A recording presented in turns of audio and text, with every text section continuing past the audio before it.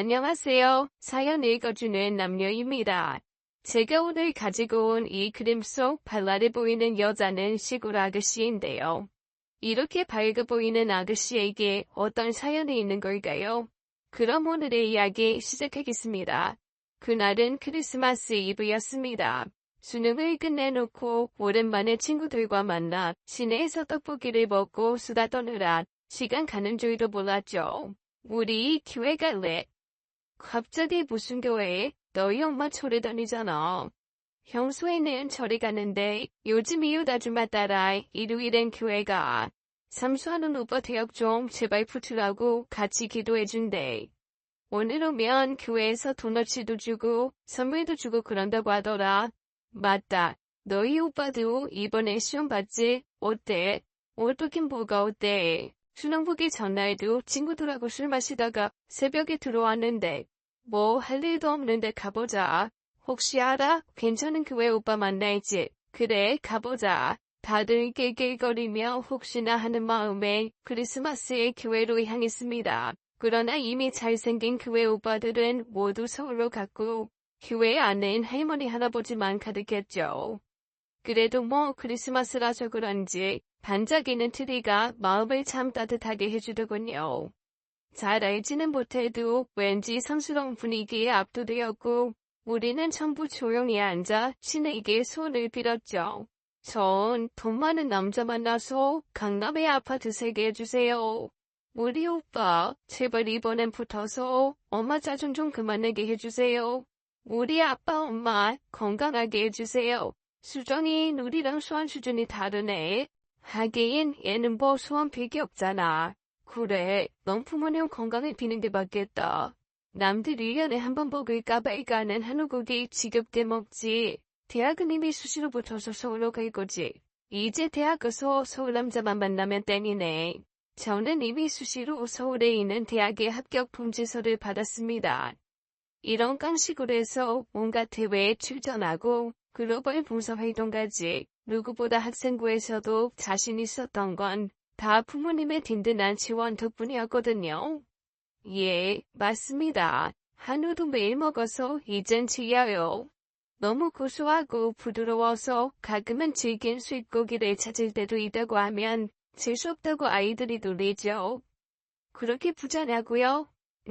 강남 사는 아이들에 비하면 아무것도 아니겠지만 나름 이 지역에서는 알아주는 부잣집이랍니다. 한우를 30마리나 키우는 축산 농가거든요. 하지만 사실 전 한우를 잘 먹지 않아요. 매일 염을 주고 똥 치워주고 게다가 눈 마주치면서 대화도 받는 친구를 보낼 때 그 마음을 아세요? 저에겐 반려견과 다를 것 없으니 어떻게 맛있게 먹을 수 있겠어요? 어쨌든 외동딸인 저는 저 소들 덕분에 부족함 없이 잘 자랐답니다. 수정아, 어디야? 엄마, 나 지금 애들이랑 교회 왔다가 이제 집에 가려고. 얼른 와, 아빠가 기다리셔. 오늘 그래도 크리스마스인데 너랑 파티해야 한다고 케이크도 구우셨어. 맛있겠다. 알았어, 지금 갈게. 아빠는 사실 어린 시절 미국에서 사셨답니다.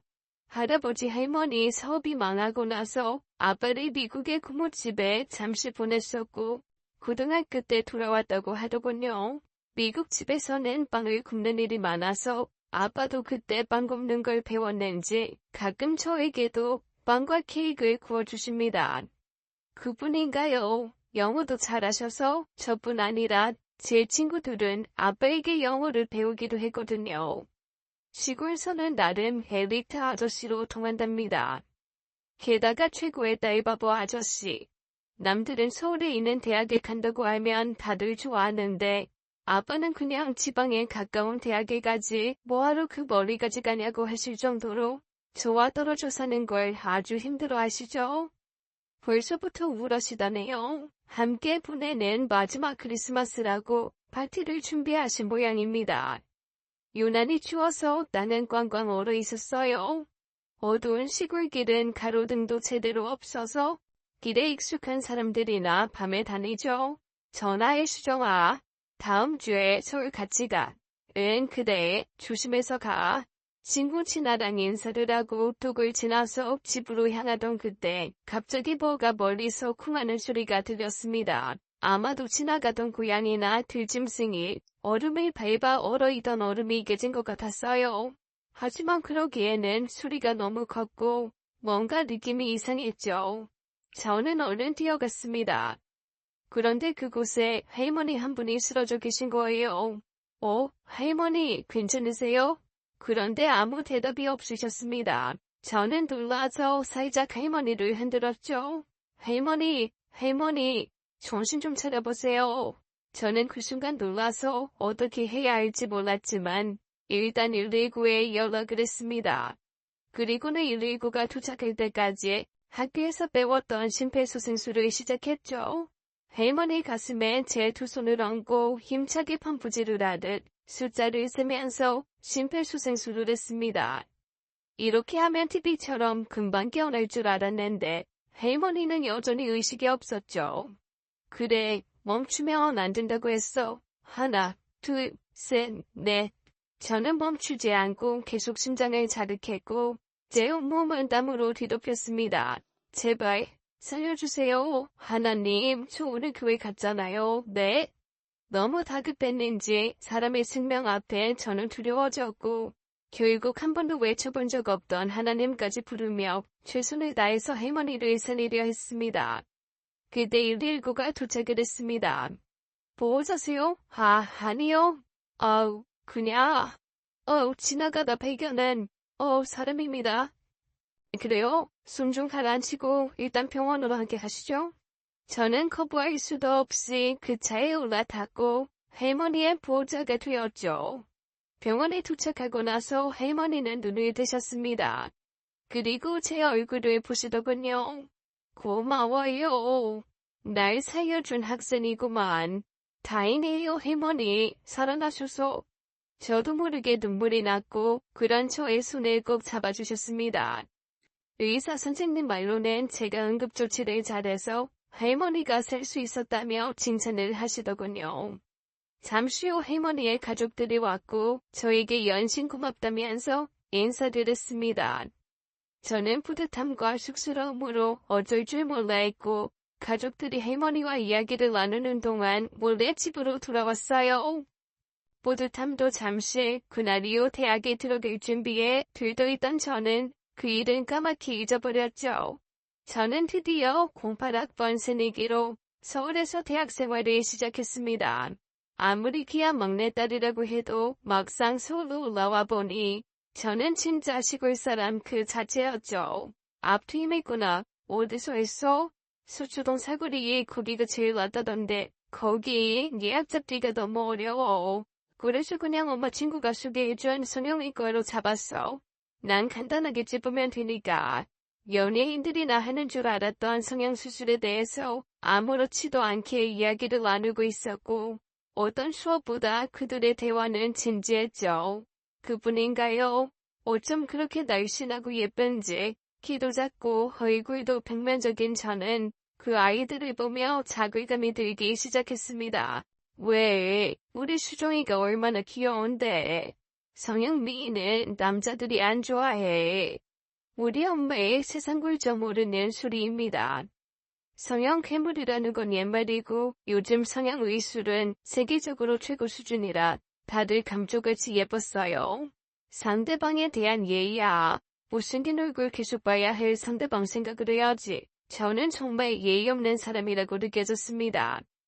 예전엔 공부 잘하는 애들이 얼굴은 못생겨도 괜찮은 거라고 했는데 요즘은 얼굴 예쁜 애들이 공부도 잘하고 성격도 좋다고 하네요. 우리 언니 코높이고 짜증이 없어졌어? 그게 다 열등감에서 오는 거잖아. 다들 남친 만나러 나갈 때 저는 도서실에서 자리를 지켰죠. 제가 쓸 길은 학점이라도 잘 따서 좋은 직장에 가는 거였으니까요. 서단계 3년이면 풍어를 읊는다고 저도 서울 온 지 3년쯤 되니 서울 스타일이 되어가더군요. 물론 미팅도 하고 남자친구도 만났죠. 소 한 마리의 얼매예요. 소는 되새김질 진짜 하나요? 원한 소리 보셨어요? 제 고향을 이야기하면 저에게 돌아오는 질문들의 수준입니다. 결국 한우 맛있겠네요로 끝이 나는 대화로 제 가치관이나 제 꿈 같은 건 다 붙여버렸고요. 더 이상 남자들에 대한 기대가 없어졌죠. 나 어학연수 다녀올래요. 어학연수는 우리 과 애들 방학 때 어학연수 간다고 다들 계획 짜던데 거기 안 다녀오면 또 나만 추지고 하냐. 취업하려고 해도 해외 연수 정도는 다녀와야 한단 말이야. 참 철딱선이 없죠. 대학에 가서도 스펙을 쌓는 일은 계속되었습니다. 그렇게 저는 제 스펙 쌓는 일을 위해 우리 집 반려소 한 마리를 보내야 했죠. 서울도 저에겐 낯선 곳인데 뉴욕에 가보니 정말 딴 세상이었습니다. 마리아와 견수집 모두 명품 쇼핑에 뮤지컬 공연 보며 관광하느라 정신이 없었어요. 저도 친구를 따라 말로만 듣던 자유의 여신상을 보고 사진 찍느라 바빴던 그때였죠. 바람에 제 모자가 날아갔고 저는 돌아본 순간 한 남자의 손에 제 모자가 있더군요. 동양인같이 보였지만 저는 얼른 인사를 하고 모자를 받아들었는데 미소로 싱긋 웃던 그 남자 어찌나 멋있던지. 그러니까 땡큐라고 했어야지. 거기서 아무 말도 못하고 있니? 지나는 제가 어학연수 간다는 소리에 단식 투쟁을 하다가 집에 있는 피아노 팔아서 엄마가 보내줬답니다. 그러게. 아우, 내가 왜 이랬을까? 진짜 답답하다 민수정. 어차피 말도 안 통했을 거야. 그렇게 아쉬운 시간을 보내고 한국에 돌아온 저는 대학을 졸업하고 원조기 국내 대표적인 식음료 관련 기업에 취업이 되었습니다. 아이러니하게도 제 해외 연수나 영어 점수보다는 저희 집이 축산업을 하고 제가 그것에 대해서 잘 알고 있다는 것이 취업하는 데 도움이 된 것 같았죠. 그렇게 저는 직장 생활을 시작했습니다. 저는 식품 영양학을 전공했기에 그쪽으로 연구나 주세를 할 줄 알았는데 하루 종일 제가 하는 일의 대부분은 커피 심부름과 복사 심부름이었죠. 이건 예전에 나이 있는 일인 줄 알았는데 21세기에도 그게 다르지 않더군요. 민수정 씨, 데이터 분석에서 내 책상에 올려놓을 때 아이스 아메리카노 한 잔 부탁해요. 일과 심부름을 은근슬쩍 연어시키는 과정을 보면서 화가 났지만 그래도 신입이 겪는 스트레스라 생각하고 꾹 참으며 일을 해나갔습니다. 민수정 씨, 누가 이런 거 하래? 하라는 일은 안 하고 있을 때 없는 짓을 하나? 아니, 이번에 샘플링 하신다고 해서 미리 영양 분석표 만들어 드리려고. 그건 연구팀에서 하는 거야. 아니, 내가 시키는 일만 하라고 당비실 정리나 해요. 일을 했다고 난립니다. 뭔가 부서에 도움이 되려고 한 건데 저 인간은 지가 원하는 게 아니면 저런 식으로 사람 보안을 주죠. 어디 가나 꼴보기 싫은 상사 한 명쯤은 있다는데 제 직속 상사인 오 과장 때문에 머리에 땜통까지 생겼습니다. 수고한 여러분들 위해 이번 토요일에 부서 단합대회차 야외로 나갑니다. 웃겨. 피곤해 죽겠는데 수고했다고 생각하며 쉬게 해줘야지. 무슨 단합대회야. 그러게 말이에요. 지가 애보기 싫으니까 자꾸 밖으로 일정 잡는 거잖아요. 내가 저 오 과장 때문에 회사를 그만두던가 해야지. 오 과장에 대한 불만은 비단 저뿐 아니었습니다. 그때였죠. 맞아. 민수정 시집이 한우 키운다고 했지. 이번에 어떻게 맛 좀 볼 수 있을까? 어이가 없어서 말이 안 나오더군요. 언제는 소똥 먹어봤냐고 비아냥거리더니 결국 한다는 소리가 한우 가지고 오라는 겁니다. 비싸겠지. 아예 얼마 주면 돼. 야, 이제 우리 민수정 씨 뽑은 보람이 있겠구만. 한데 갈기고 싶었지만 하른 입술을 곱게 물었죠. 예, 제가 준비하겠습니다. 대신 원가로는 계산해주세요. 아이, 그럼, 당연하지. 단합대회 날이 왔고 저희는 회사에서 운영하는 캠핑장에 갔습니다. 다들 부장과 과장의 비위를 맞추느라 바빴고 저는 고기를 굽는 담당이었죠. 아버지가 술을 키운다는 것 하나로 고기를 잘 굽는다고 생각했던 모양입니다. 솔직히 전 제 손으로 고기를 구워본 적이 없는데 말이죠. 이런 선입견이 사람을 열받게 하네요. 저랑 함께 입사한 여자 사원이 있었는데 미국 유학생 출신의 소여자였습니다. 하느미 씨는 이런 거 안 해봤죠? 괜히 불 가까이다가 튀기라도 하면 큰일 나니까 저기 앉아서 편하게 먹어요. 저는 불 앞에서 땀을 벌벌 흘리며 고기를 굽고 있는데 그 여직원은 가까이 오지도 못하게 하더군요. 알고 보니 그 여직원 본사 변호사 딸이었습니다. 같이 시험 보고 입사해서 이런 차별 대우를 받는 것이 서러웠지만 언젠가는 내 진가를 보여주리라 결심하며 참았죠. 와, 역시 한우 툭불은 다르네. 예, 과장님 부장님 드시는 것은 부모님이 특별히 제일 좋은 걸로 골라주셨어요. 마블링이 끝내주는구만. 부모님께 감사하다고 전해드려요. 다들 미안해서 어쩌나. 우리만 한우를 먹어서. 아닙니다. 저희는 그냥 수입고기도 괜찮아요. 여자들이 있는 테이블에는 수입고기를, 상사들에게는 한우 툭불을 나누어 구웠으니까요. 그런데 사실은 그 반대였죠. 시골 출신 무시하던 그 얄미운 과장과 여자라고 은근 차별하던 그 부장에게 꿀당을 먹이고 싶어서 바꿔치기 한 겁니다. 그럼에도 한우 툭불이란 말만 듣고 저렇게 좋아하니 되었죠. 여직원들은 눈으로 소통하며 궤제를 불렀습니다. 그날 이후 저희 대하는 직원들의 눈빛이 달라졌어요.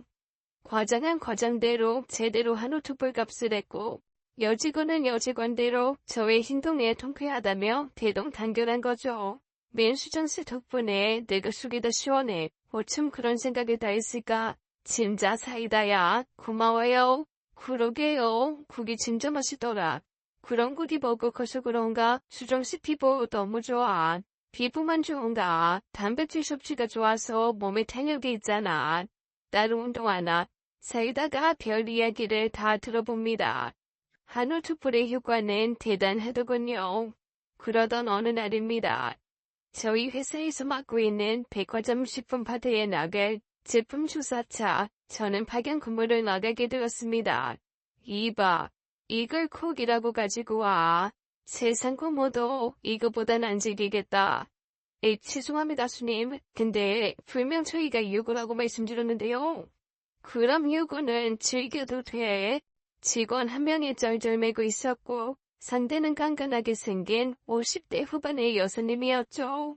당장 매니저 데리고 와. 이건 아니지. 어디서 사기를 쳐? 무슨 일이신지. 그쪽이 매니저야. 본사 직원입니다. 그래. 아가씨 어느 학교 출신이야? 네? 다짜고짜 출신 학교를 묻는 그 여자분의 태도에 저는 기가 막혔죠.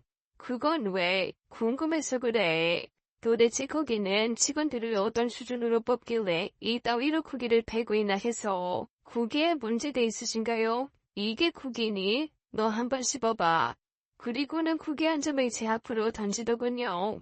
저는 기가 막혔지만 꼭 참았습니다. 그리고는 조용히 한 점을 집어먹었죠. 조금 질긴 것은 있었지만 그건 육질마다 조금씩 차이가 있습니다. 조금 질기네요. 그런데 저희는 일부러 연육자를 첨가하지 않고 고기를 자연 숙성한 것이어서 다른 것보다 조금 질길 수 있습니다. 얘 봐라. 조금 질겨. 이게 조금 질겨.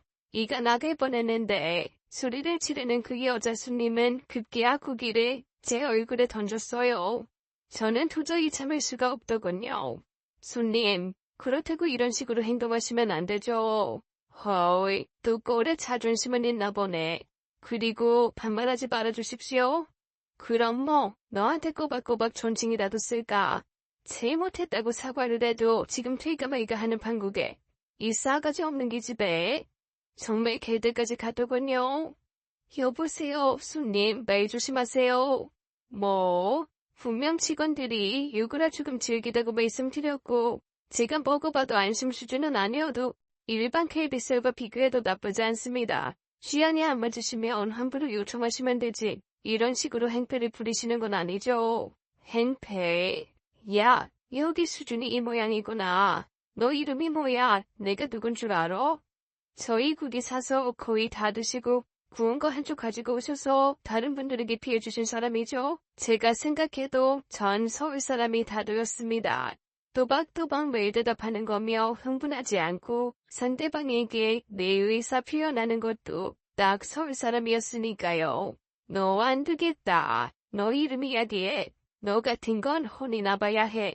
전 식품개발팀의 민수정입니다. 이 국기에 대해서는 환불 처리해드리고요. 대신 우리 직원에게 사과하세요. 길길이 날뛰면서 흥분하는 그 여자를 보면서 저는 약간의 카타르시스까지 느꼈습니다.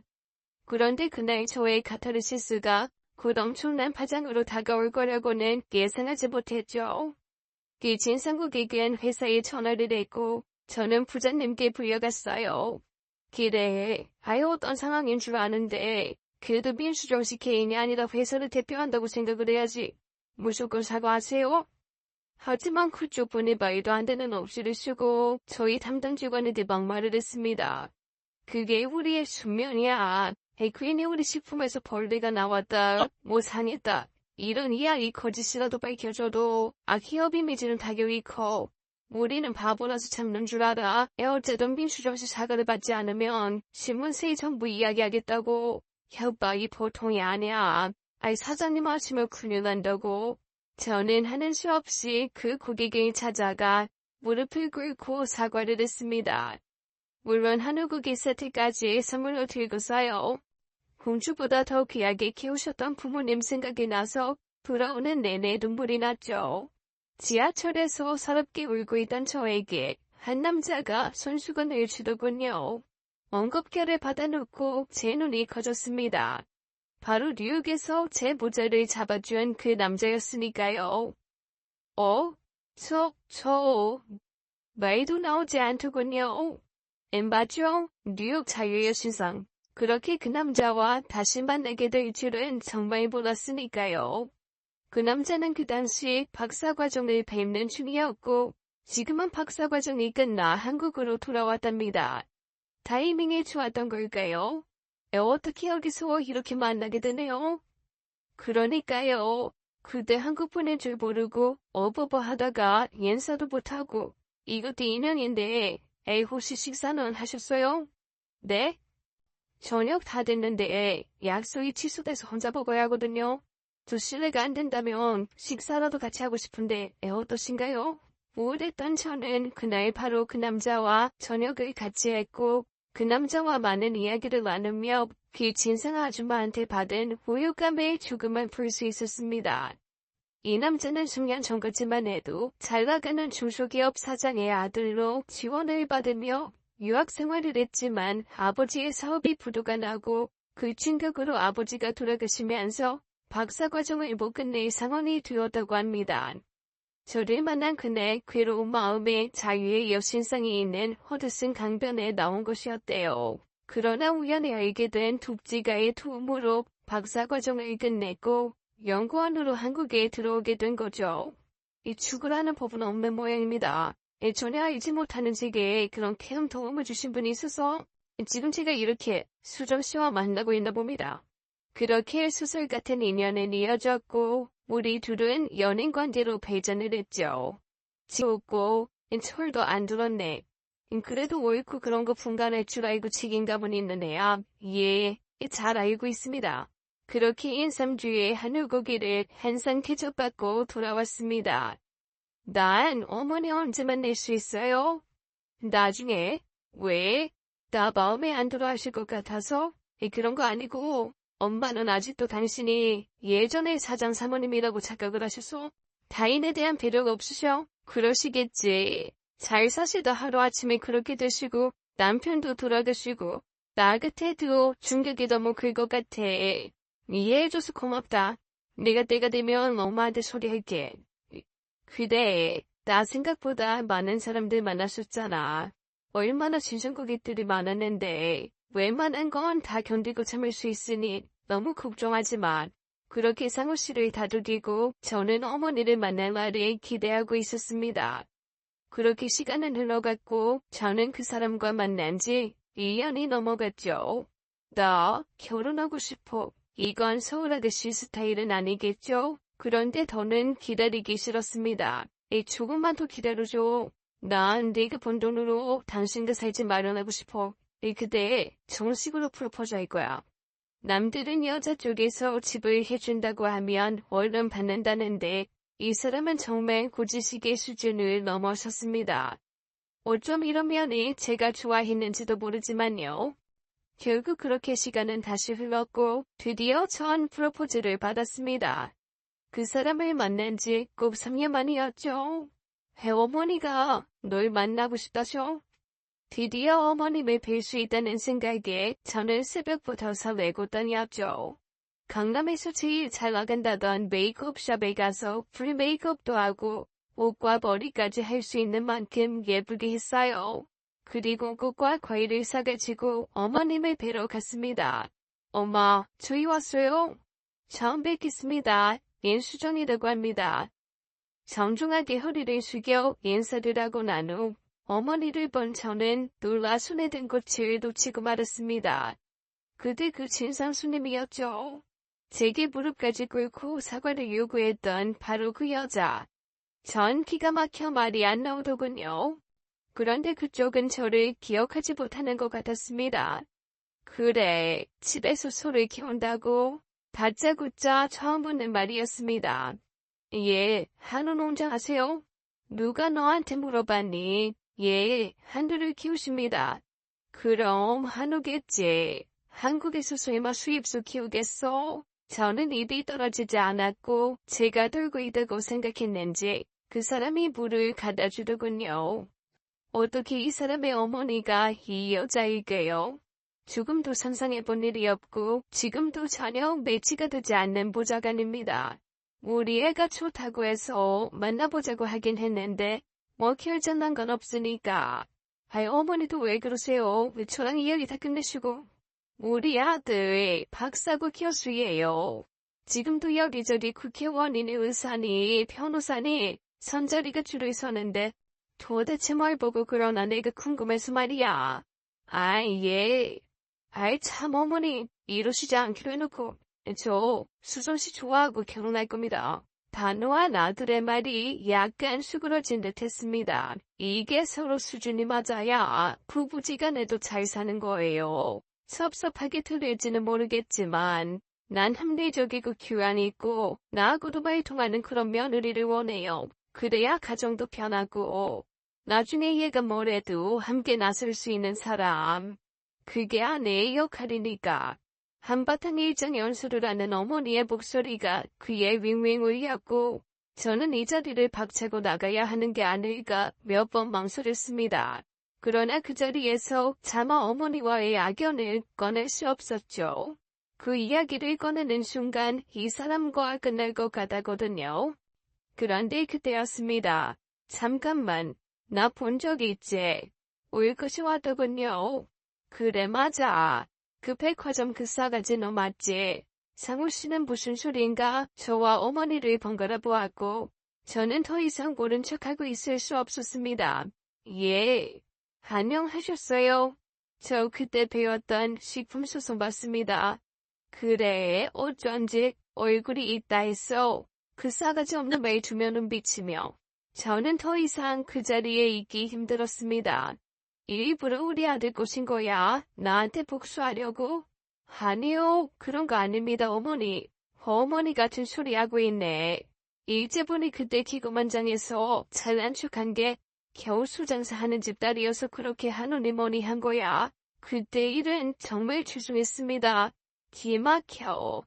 야, 내가 안 봤으면 큰일 날 뻔했네.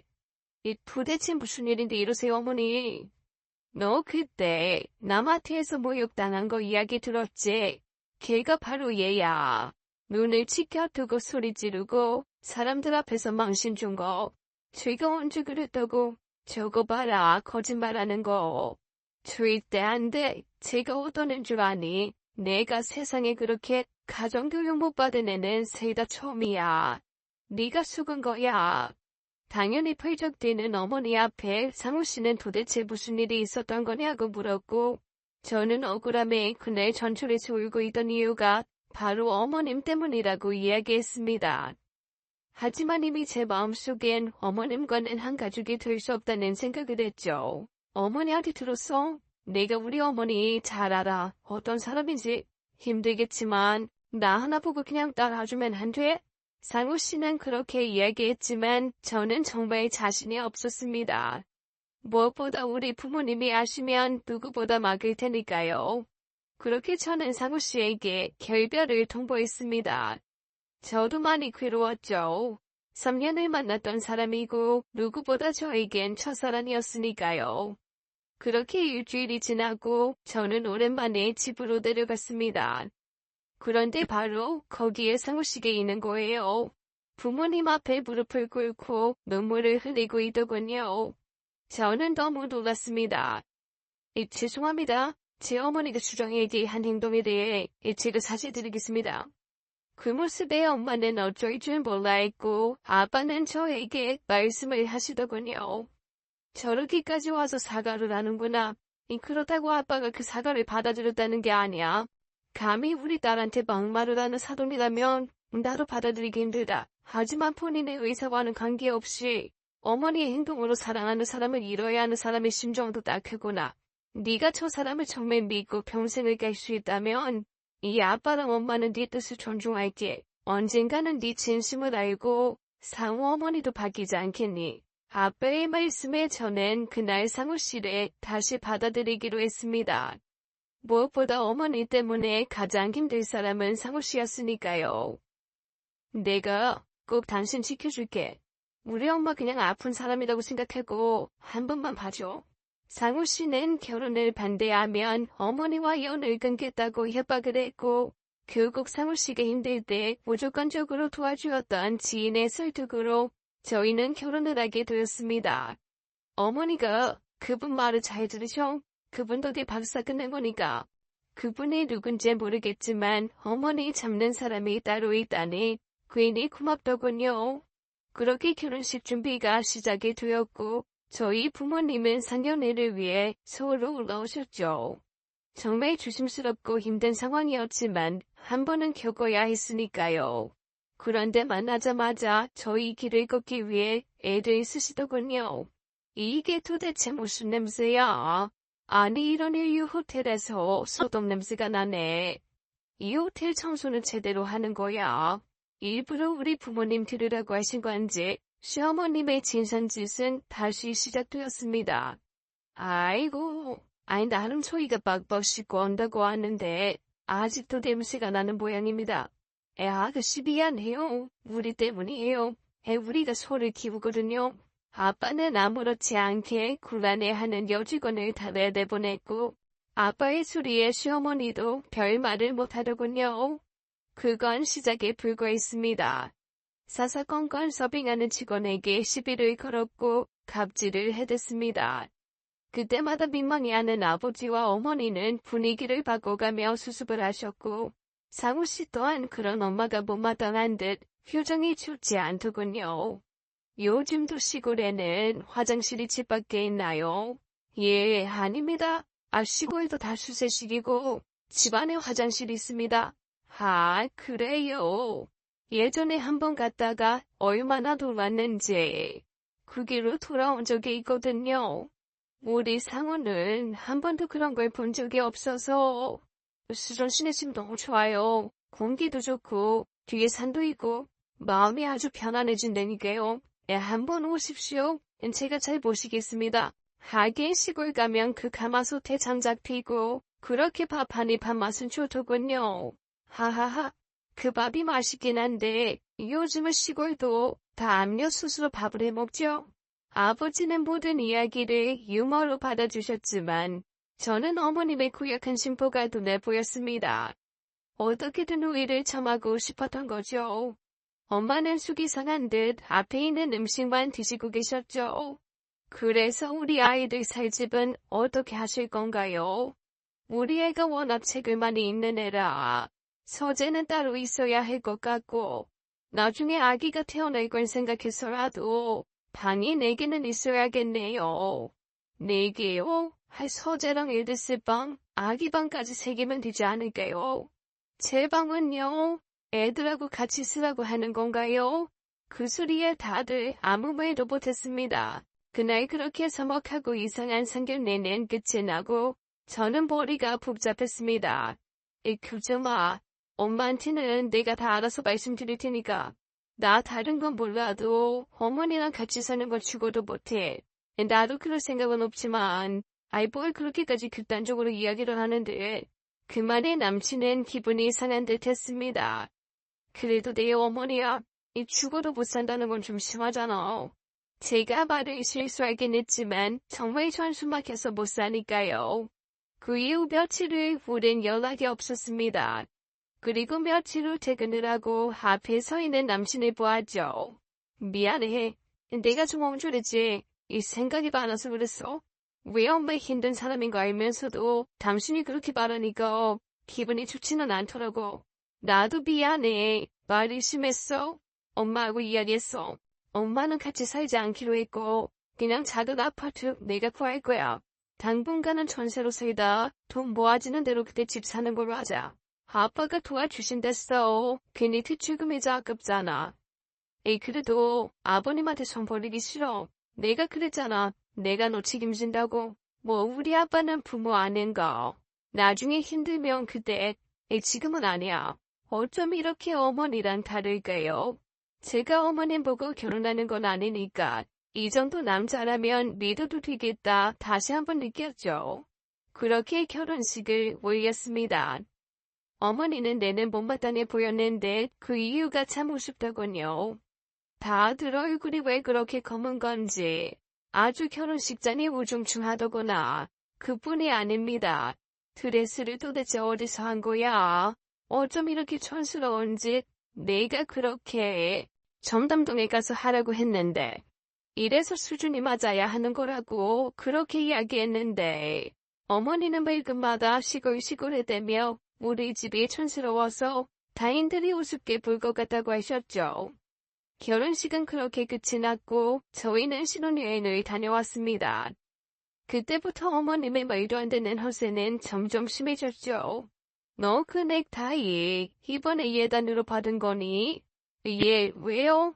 왜는 넥타이 하나 볼 줄 몰라서 남편 사회생활을 어떻게 시키려고. 괜찮은데, 참 어머니도 별걸 다 가지고 그러세요. 너 결혼식 때 사람들이 뭐라고 했는지 알아? 아니 멀쩡한 박사님이 뭐가 아쉬워서 기우는 결혼식을 했냐고 하더라.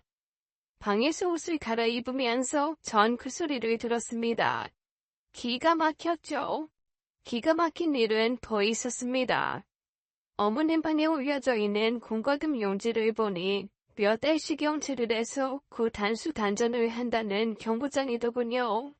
전기료 낼 돈도 없으면서 어떻게 저렇게 허세를 부리는지 이해가 되질 않았습니다. 분명 남편이 매달 꼬박꼬박 생활비를 드리는 것으로 알고 있는데 왜 공과금만 몇 달씩 빌리는 걸까요? 그게 무슨 소리야? 연칠하니. 내가 봤어. 어머님 화장대 위에 있는 거. 남편은 그 소리에 어머니에게 전화를 했고 곧 어머니의 울음소리가 전화기 밖으로 들려왔습니다. 이유인즉슨 결혼식을 준비한다고 돈을 몽땅 썼다는 겁니다. 그것도 자신이 입을 상견례용 명품옷과 구두, 핸드백 등으로요. 네 아버지만 있어도 내가 이런 취급 안 받는다. 내가 한 번도 이런 싸구려 옷을 입어본 적이 없어. 하나뿐인 아들 결혼식에 내가 그런 싸구려 한복을. 아유, 그래서 다시 했다. 그것도 안 되니? 저희 엄마랑 같이 한복을 했는데 보통급으로 한 것이 마음에 안 들었나 봅니다. 한 번 입고 마는 것이니 너무 비싼 것으로 하지 말자는 엄마의 취지였는데 결국 어머니는 예전에 아시던 고급 한복집에 가서 다시 맞추셨다네요. 그것 때문에 돈이 없어 곧 단전될 것 같다니 이런 코미디가 어디 있을까요? 워낙 그렇게 살아오신 분인데 어떡해. 내가 공과금 총리하고 왔으니까 신경 쓰지 마. 말은 그렇게 저를 다 내줬지만 본인도 술이 상했는지 그날 어머님 댁을 다녀와서는 밤새 술을 마시더군요. 그런 남편이 한편으로는 안쓰러웠습니다. 도대체 어머님은 변할 수 없는 사람일까요? 아들이 이렇게 고통스러워하는데 말입니다. 그러던 어느 날 기막힌 사건이 생기고 말았죠. 예, 김복자 씨요? 그런 분 모르는데요. 그때 어머님이 얼른 제 전화기를 채듯 받으시더군요. 내가 김복자인데 왜요? 어머니는 분명 김혜련이라고 하셨는데 갑자기 복자는 누구신지 너 1,000만 원만 좀 다오. 네? 1,000만 원은 갑자기 왜? 내가 한정판이라고 해서 겨우 구한 핸드백이 있는데 그게 들어왔다고 연락이 왔구나. 네? 아니 어머니, 왜? 그것도 뭐죠? 우리 아들이 지난번에 네 아버지 생신이라고 여행 보내드렸다면서. 어머니, 그건 아버지 어머니 30주년 결혼기념일이라서. 그러니까 나도 그런 셈 치고 하면 되겠네. 제가 돈이 어딨어요. 그 큰 돈이. 그 정도 돈도 없으면서 우리 아들을 담을낸 거야. 어머니, 진짜 해도 너무하시네요. 그게 무슨 말씀이세요? 얘가 어디서 큰 소리야. 배워먹지 못한 애처럼. 어머니야말로 아들 며느리한테 한 푼 보태주신 것도 없으면서 왜 이렇게 당당하세요? 뭐? 어머 얘 이거 말하는 거 봐라. 이제야 본색을 드러내네. 어느새 목소리는 커졌고 남편이 들어와 있는 줄도 몰랐습니다. 그만두지 못해요. 남편은 화가 많이 나 있었고 어머니는 갑자기 서러운 듯 울음을 터뜨리더군요. 너 봤지? 얘가 지금 나한테 하는 말. 따박따박 왜 대답하면서 나 무시하는 거. 누가 누굴 무시한다고 그러세요? 어머니 제발 좀. 당신도 그만해. 그날 그 사건으로 저는 남편과 크게 다투었습니다. 하루 이틀도 아니고 이렇게 사는 것이 맞는지 모르겠습니다. 시도 때도 없는 전화를 하는 어머님 때문에 전화벨이 울리면 심장이 쿵쾅댑니다. 너 지금 호텔로 나와서 친구들한테 인사해라. 어머님이 친구분들과 모임을 하는데 저한테 나와서 인사를 하라고 갑자기 전화를 주셨더군요. 저는 어쨌든 며느리로 인정해서 소개를 시켜주신다는 생각에 앞뒤 안 보고 달려갔습니다. 상우색 씨구나. 반가워요. 지난번 결혼식 때 우리 크루즈 여행하느라 못 가서. 그러니까 꼭 결혼식을 잡아도 그렇게 잡아서 나만 못 가고. 애가 아무래도 시골서 자라서 앞뒤 분간을 잘못해. 그런 모습에 상우가 좋았나 보지. 순박하고 왜 그런 거 있잖아. 어쨌든 축하해요. 감사합니다. 이렇게까지 안 해도 되는데 잘 먹었어요. 알고 보니 저한테 식사금 내라고 부르신 겁니다. 그래, 계산하고 가라. 4명이 드신 호텔 스테이크와 와인 비용이 100만원 가까이 나왔습니다. 친구분들 앞에서 웃으대고 싶은 모양입니다. 그렇다고 이렇게 미리 이야기도 없이 100만원을 내려고 하는 시어머니. 저는 너무 화가 났습니다. 저는 남편에게 이야기를 했죠. 이 그분들 어머님이랑 제일 친한 분들이야. 아버지 살아계실 때 부부 동반으로도 같이 여행 다니시고 골프 치시고 했던 아버지 그렇게 되시고 나서 엄마가 자존심 세우고 싶으셨나 보다. 그래서 꼭 호텔에 가서 100만원씩 써야 자존심 회복이 되는 거야. 그렇게 사셨던 분이라 그래. 내가 그럼 줄게. 어머니 생활비로 매달 100만원씩 드리지. 지난번에도 빌린 공과금의 카드값까지 얼마가 나갔는데 또 뭘 드리겠다고. 당신한테 달라는 거 아니잖아. 내가 보너스 받고 그래서 우리 부모님한테는 한 푼도 못 드리는데 좀 당신은. 그래서 여행도 보내드리고. 그래, 매번 우리가 받는 돈이 더 많은데 나 더 이상 어머님한테 못 드려. 생활비도 50으로 깎고. 수정아, 전 상우 씨에게까지 너무 화가 나서 견딜 수가 없었습니다. 내가 이럴 줄 알아서 결혼 안 하려고 한 건데 진짜 후회된다. 그렇게 우리에겐 어머니로 인해 잦은 위기가 찾아왔습니다. 그 일로 남편과 저는 서먹해졌고 어머니는 아랑곳하지 않고 수시로 저를 불러댔죠. 화장실 청소 좀 해야겠다. 나 병원 갔는데 차 갖고 와라. 하수구가 막혔어. 와서 좀 들어야겠다. 제가 회사를 이직하기 위해 그만둔 후에는 거의 매일 총부리듯 저를 부렸고 저는 그때마다 아버지 말을 되새겼죠. 네가 참고 최선을 다하면 언젠가는 네 마음을 알고 변하실 거야. 도대체 그날은 언제 오는 걸게요. 모든 게 힘들어서 이혼까지 생각하게 되더군요. 하루를 살아도 행복해야 하는데 어머님 때문에 늘 저희 부부는 힘들었습니다. 우리 이대로 사는 거 맞아? 난 하나도 안 행복한데. 제가 너무 힘들어서 퉁대 뱉은 말로 남편은 충격을 받은 듯 술을 마시더군요. 미안해. 내가 방법을 생각해볼게. 그러던 어느 날입니다. 내일 어머니 댁으로 좀 와야 됐어. 싫어. 또 뭘 시키시려고. 에이, 그런 거 아니야. 중요한 손님이 오시는데 와서 인사해.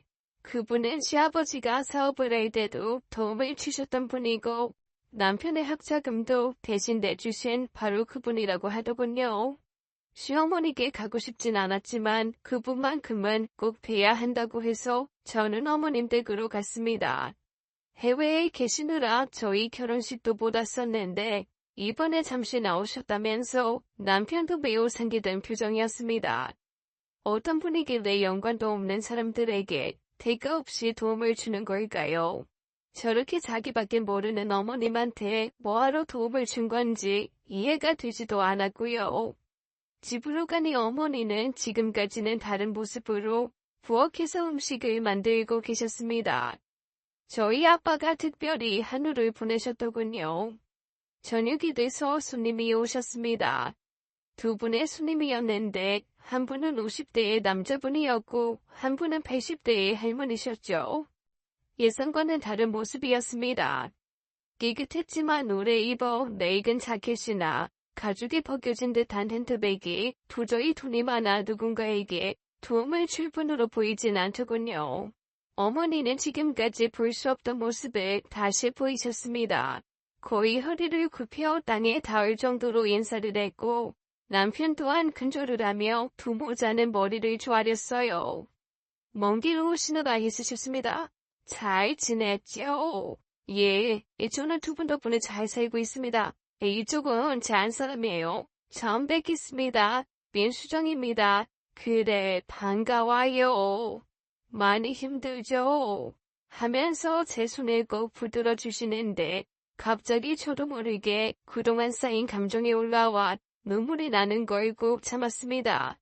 힘들긴요. 우리 상우 만나서 푹 받아낸 거요. 그때였습니다. 아직도 정신을 못 차리고 내가 그렇게 사람 대하는 거 아니라고 했는데 예, 그게 무슨 소리인지. 예, 나 지금이나 변한 게 없어. 남편 부근에 불쌍해서 도와준 건데 어디서 갑질을 해, 갑질을 하길. 어디서 치들 퍼먹은 걸 며느리한테 와서 돈을 내라고 하고 남의 돈으로 아들 공부시켰으면 아껴 쓰고 절약하면서 감사하게 살 일이지. 호텔에서 그 비싼 걸 먹고 어떻게 하신 걸까요? 알고 보니 그때 변호사를 만나 재산을 사회에 환원하신다는 서약을 하시고 식사를 하러 오셨다가 어머님과 친구분들을 본 모양입니다. 내가 아주 곁에서 들으니 이런 가관이 없어. 내가 그때 죽을 뻔하지만 않았어도 돕지 않았어. 그게 다 누구 덕인 줄 아나? 어머니는 그 소리에 갑자기 고개를 푹 조아리고 어쩔 줄 몰라 했습니다. 나 알아보겠어요. 네? 저요? 전 그때까지만 해도 그분이 누구인지 몰랐습니다. 글쎄, 그쪽이 나 살려줬잖아요. 그게 무슨, 그때 횡성에서 나 쓰러진 거 살려준 학생. 사여놓고 본인이 울고 있는 모습이 얼마나 예쁘던지. 난 한 번에 알아봤구만. 그제서야 저는 주마등처럼 지나가는 기억들이 생생하게 났습니다. 그때 크리스마스 이브에 바로 돈두렁에 쓰러져 있던 바로 그 할머니. 제가 심폐소생술을 했던 그 할머니였어요. 어떻게 이런 일이 있을 수 있을까요? 그 할머니가 바로 남편의 집안을 도와줬던 분이었습니다. 내가 그때 잠시 한국에 나왔다가 아는 분 집에 가는 중이었는데 갑자기 추위에 심장이 놀랬던 거지. 그렇게 쓰러진 거 이 아가씨 아니었으면 난 그대로 죽었을 텐데. 내 생명의 은인. 그리고 나서 어머님이 가지고 계신 재산을 나누기 시작했고 그 수혜자로 우리 상우 씨가 선정된 거죠. 어떻게 보면 다 이분 덕분입니다. 그 후에 만나고 싶어도 못 만나 얘를 태웠는데 그날 그 호텔에서 본 거예요. 그랬습니다. 할머니의 아들은 아프리카에서 선교사로 일하는 분이었고 제가 방문했던 그 교회에 잠시 들렸던 날이었죠. 할머니는 오래된 지인을 찾아 나섰다가 추위에 심장마비를 일으킨 것이고 거기서 저와 만나게 된 겁니다. 그 이후로 자신의 생명은 이미 죽었다 생각하신 할머니는 가지고 있던 전 재산을 힘들고 어려운 사람들의 학비를 위해 쓰기로 한 거죠. 그 수혜자였던 남편은 평생 그 은혜를 잊지 못했습니다. 그 수리의 어머님은 갑자기 고개를 들지 못했습니다. 15년 전 우연히 누군가를 도왔던 것이 이렇게 착한 부메랑이 되어 저를 구해줄 줄은 몰랐습니다. 내가 우리 아가씨한테 부탁이 있어서 왔어요. 무슨, 내가 만든 재단에서 일을 좀 맡아줘요. 제가요? 내가 찾고 있던 딱 책임자야. 무료 아닙니다. 제대로 월급 받으면서 일하는 거예요. 그리고 자네는 정신 바짝 차리게. 아무리 효자도 좋지만 아닌 건 아닌 거고. 자기 하나 보고 결혼한 사람이 그런 취급을 당하는데 가만히 보고만 있으면 말이 되나? 평생 받들고 살아도 될까 말까 한데 그렇게 할머니는 어머님께 큰 메시지를 남기고 떠나셨고 그날 이후 저희 어머님은 완전히 다른 사람이 되어 있었죠. 아가, 내가 전복죽 끓여서 니네 문 앞에 놔두고 왔어. 전복 많이 넣었으니까 너 챙겨 먹어. 상우는 조금만 주고. 사람이 이렇게 변할 수가 있을까요? 심지어 집에도 안 들어오시고 밖에 음식을 두시고 가더군요. 제가 사실 임신을 했습니다. 계속 몸이 좋지 않아 병원을 가보니 임신 10주라고 하더군요. 입덧이 유난히 심했는데 어머님이 해주신 음식만 먹고 싶어서 계속 어머님께 주문 중입니다. 어머니, 저 회냉면 먹고 싶어요. 어머니가 만드신 저 매운맛 해주세요. 이상하게 고기가 아닌 해물만 담겼습니다. 어머니는 열심히 만들어 나눠주셨고 저는 누워 먹기만 하다 보니 살이 10kg나 쪘답니다. 그리고 예쁜 딸을 낳았고 100일이 되던 날 온 가족이 함께 모였어요. 우리 며느리는 천상가 봅니다. 사람은 여러 사였으니까요. 그래봐야 시골에서 태어나서 소똥 냄새 나는 시골 사람인데요 뭐. 그때는 죄송합니다 사돈어른. 그때는 제가 천지분간 못하고 살았습니다. 그렇게 어머님은 우리 부모님께 진심으로 사과를 하셨죠. 할머님이 다녀가시면서 어머님께도 일을 주셨는데 장애우 복지센터에 가서 봉사를 하라는 것이었습니다. 실수한 오빠를 하는 일을 했죠. 그거 안 하면 당장 춘돈 갚으라고 엄명을 내리셨거든요. 남편도 달아줬습니다. 우유보다 남은 간곳 없고 매사에 제 편이 들고 있어요. 영원히 당하고만 살 것 같은 저를 구해준 그 할머니. 제가 그분을 구한 게 아니고 그분이 저를 구해주셨네요. 지금까지 시골 여자의 이야기였습니다. 오늘의 이야기 재미있게 잘 들으셨나요? 지금은 시어머니께서 사연자분께 잘 대해주신다니 정말 다행이네요.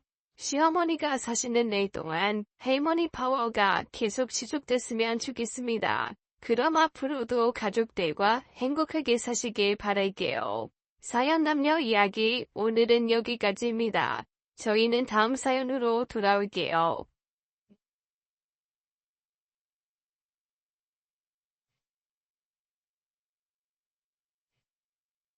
응.